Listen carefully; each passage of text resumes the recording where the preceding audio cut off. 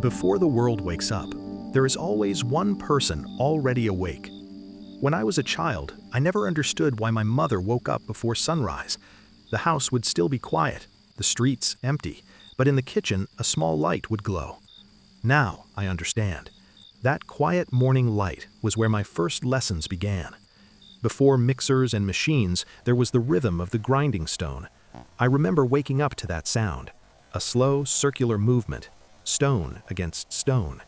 My mother never rushed. She used to say that food must be made with patience, because patience also becomes an ingredient. My mother never called herself a teacher. She never sat me down with a book and said, "Today I will teach you something." But somehow, she taught me everything. Not through instructions, but through the way she lived, the way she spoke to people, the way she respected elders, the way she treated even the smallest things with care. That was my first classroom.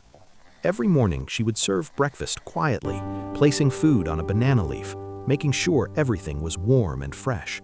At that time, it felt like an ordinary routine, but today I realize those small routines carried something deeper: care, discipline, and love.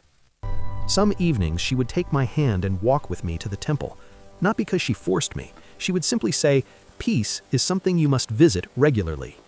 I did not understand spirituality at that age, but I remember the walk, the sound of slippers on the road, the smell of jasmine flowers in the air, the golden evening sky slowly fading into night.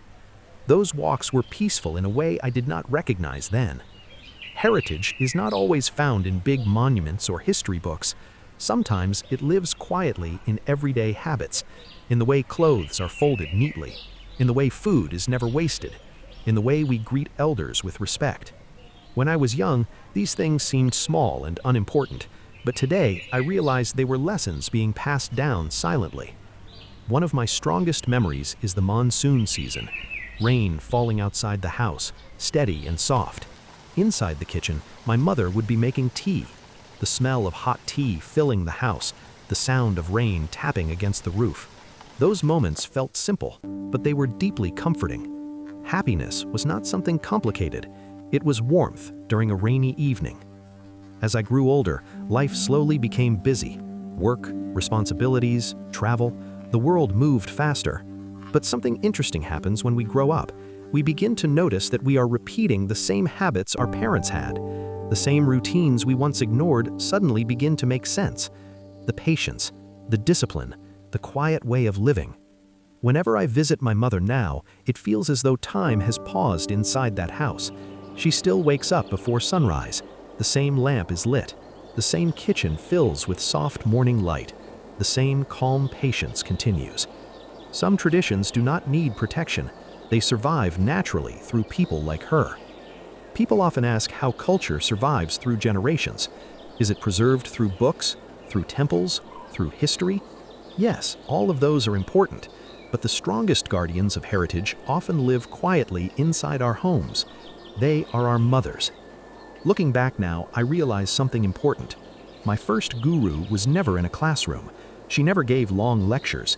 She never claimed to teach me anything. She simply lived her life with care and patience. And through that life, she quietly passed down a heritage that no book could ever fully explain. Sometimes the greatest teachers never call themselves teachers.